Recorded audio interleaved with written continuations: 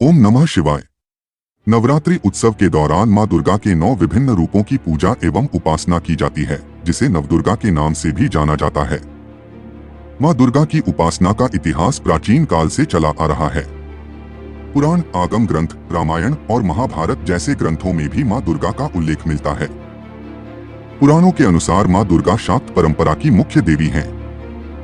शक्ति आराधना करने वाले भक्त मां दुर्गा को ही परमब्रह्म के निराकार रूप को सगुण स्वरूप मानते हैं।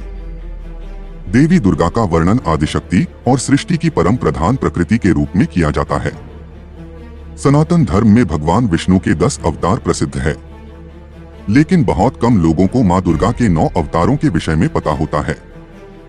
भगवान विष्णु के दशावतार पूरी मानवता की उत्क्रांति को दर्शाते हैं, वहीं मां दुर्गा के 9 अवतार एक व्यक्ति के जीवन के अलग अलग पड़ाव को दर्शाते हैं। मां दुर्गा के इन अवतारों में गहरा भौतिक और आध्यात्मिक ज्ञान भी निहित है। क्रिएटिव सोल्जर की इस प्रस्तुति में मां दुर्गा के 9 अवतारों में छिपे गूढ़ भौतिक और आध्यात्मिक रहस्य को समझने का प्रयास करेंगे। वीडियो शुरू करने से पहले सनातन धर्म से जुड़ी ऐसी ज्ञानवर्धक प्रस्तुति के लिए चैनल को जरूर सब्सक्राइब करें एवं बेल आइकन हिट करें। ओम नमः शिवाय। मां दुर्गा का पहला ईश्वरीय स्वरूप शैलपुत्री है।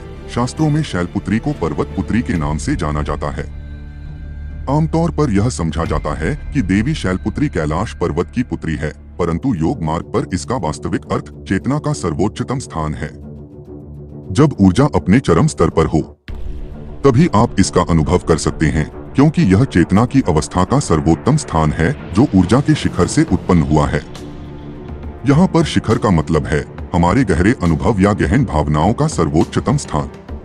जब आप 100% किसी भी चीज में होते हैं तभी उसका उपभोग कर सकते हैं।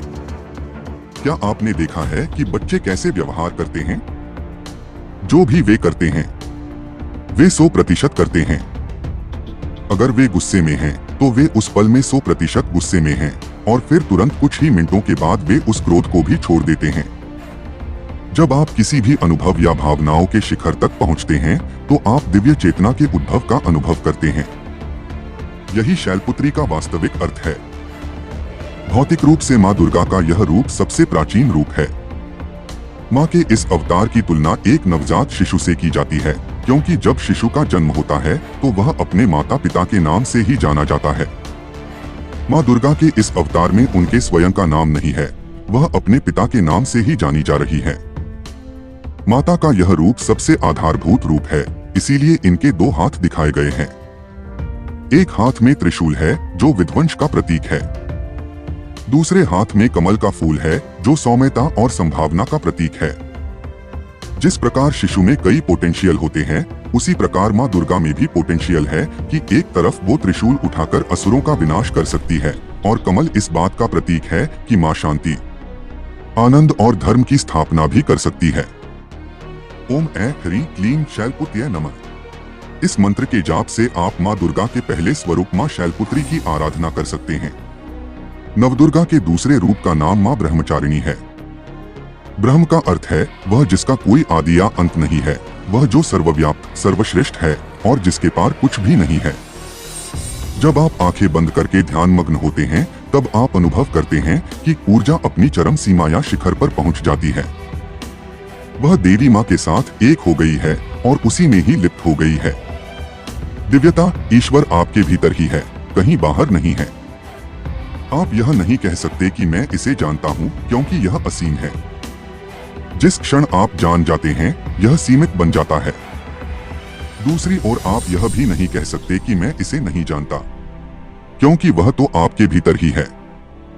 क्या आप कह सकते हैं कि मैं अपने हाथ को नहीं जानता? इसलिए आप इसे जानते हैं और साथ ही में यह अनंत है, अतः आप इसे नहीं भी जानते हैं। यह दोनों अभिव्यक्ति एक साथ ही चलती है। ब्रह्मचारिणी का अर्थ है वह जो असीम और अनंत में विद्यमान एवं गतिमान है।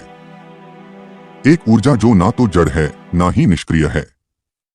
यह बात समझना अति महत्वपूर्ण है। एक गतिमान होना और दूसरा विद्यमान होना, यही ब्रह्मचर्य का अर्थ है। इसका अर्थ यह भी है कि तुच्छता या निम्नता में नहीं, अपितु पूर्णता से रहना। इस प्रकार ब्रह्मचारिणी सर्वव्यापक चेतना है। भौतिक रूप से मां दुर्गा के इस अवतार की तुलना विद्यालय जाने वाले बालक से कर सकते हैं। क्योंकि यही सीखने की उम्र है। इस उम्र में अनुशासन से ब्रह्मचर्य का पालन करना होता है। प्राचीन भारत में प्रथम 25 वर्ष को ब्रह्मचर्याश्रम भी कहा जाता था। माँ दुर्गा ने इस रूप में सफेद वस्त्रों को धारण किया है। सफेद रंग त्याग और तपस्या का प्रतीक है, जो हमें सिखाता है कि इस उम्र में हमें पूरा ध्यान तपस्या यानी अध्ययन में लगाना है। उनके एक हाथ में कमंडल है और दूसरे हाथ में माला है। ये उनका तपस्विनी स्वरूप है। अपने जीवन को उत्कृष्ट बनाने के लिए आपको प्रथम 25 वर्ष सांसारिक प्रपंचों से दूर रहकर कड़ी मेहनत करनी होती है और ऐसा सभी विद्यार्थी को करना चाहिए। ओम ऐं ह्रीं क्लीं ब्रह्मचारिणे नमः। इस मंत्र के जाप से आप माँ दुर्गा के दूसरे स्वरूप माँ ब्रह्मचारिणी का आवाहन कर सकते हैं। देवी माँ के तृतीय ईश्वरीय स्वरूप का नाम माँ चंद्रघंटा है। चंद्रमा हमारे मन का प्रतीक है। मन का अपना ही उतार चढ़ाव लगा रहता है। ईर्ष्या, घृणा आदि सभी नकारात्मक विचार हमारे मन में आते हैं और हम उनसे छुटकारा पाने के लिए संघर्ष करते रहते हैं, परंतु हम अपने मन से छुटकारा नहीं पा सकते। हम चाहे हिमालय पर ही क्यों न भाग जाएं, हमारा मन आपके साथ ही रहेगा। जैसे ही हमारे मन में नकारात्मक भाव विचार आते हैं तो हम विभिन्न तरीकों से इनसे पीछा छुड़ाने की कोशिश करते हैं, परंतु यह मात्र कुछ समय के लिए ही काम करता है। कुछ समय पश्चात वही विचार फिर हमें घेर लेते हैं और वापस वहीं पहुंच जाते हैं जहां से हमने शुरुआत की थी। चंद्र हमारी बदलती हुई भावनाओं, विचारों का प्रतीक है।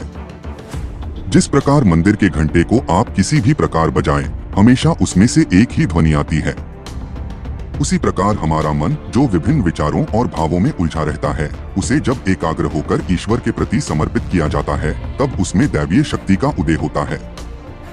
चंद्रघंटा अर्थात एक ऐसी स्थिति जिसमें हमारा अस्तव्यस्त मन एकाग्रचित हो जाता है। भौतिक रूप से माँ दुर्गा का यह स्वरूप सबसे संपन्न रूप है। इस रूप में माँ के 10 हाथ है, जिसमें कुछ हाथ शस्त्रों से सज्ज है, वही कुछ हाथ में कमल, कमंडल और पानी का कलश है। यह माँ का भक्ति और शक्ति से परिपूर्ण रूप है। माता के मस्तक पर खुली हुई तीसरी आंख इस बात का प्रतीक है कि अब माँ किसी भी तरह के संघर्ष के लिए तैयार है। अगर जरूरत पड़ी तो शत्रु दमन कर वह धर्म की स्थापना भी कर सकती है।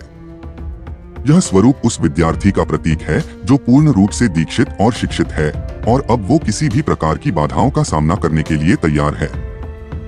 ओम ऐं ह्रीं क्लीं चंद्रघंटाय नमः। इस मंत्र के जाप से आप माँ दुर्गा के तीसरे स्वरूप माँ चंद्रघंटा का आवाहन कर सकते हैं। देवी माँ के चतुर्थ रूप का नाम कूष्मांडा है। कूष्मांडा शब्द 3 शब्दों से मिलकर बना है, जिसमें कु का अर्थ है छोटा, उष्मा का अर्थ है ऊर्जा और अंडा का अर्थ है ब्रह्मांडीय गोला, सृष्टि या ऊर्जा का छोटे से बृहद ब्रह्मांडीय गोला। माता का यह रूप हिरण्यगर्भ का प्रतीक है। संपूर्ण ब्रह्मांड में ऊर्जा का संचार छोटे से बड़े में होता है। यह बीज से बढ़कर फल बनता है और फिर फल से दोबारा बीज हो जाता है। इसी प्रकार ऊर्जा या चेतना में सूक्ष्म से सूक्ष्मतम होने की और विशाल से विशालतम होने का विशेष गुण है, जिसकी व्याख्या कूष्मांडा करती है। देवी माँ को कूष्मांडा के नाम से जाना जाता है। इसका एक अर्थ यह भी है कि देवी माँ हमारे अंदर प्राण शक्ति के रूप में प्रकट रहती हैं। इसका तात्पर्य यह है कि अपने आप को उन्नत करें और अपनी प्रज्ञा बुद्धि को सर्वोच्च बुद्धिमत्ता जो देवी माँ का रूप है उसमें लगाएं, साथ ही संपूर्ण जगत के हर कण में उसी ऊर्जा और प्राण शक्ति का अनुभव करें। इस सर्वव्यापी, जागृत और प्रत्यक्ष बुद्धिमत्ता का इस सृष्टि में अनुभव करना ही कूष्मांडा है।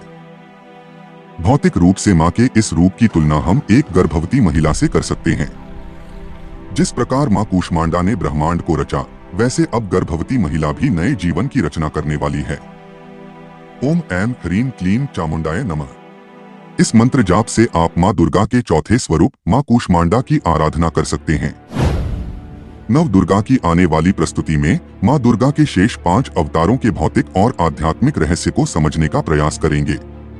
ओम नमः शिवाय।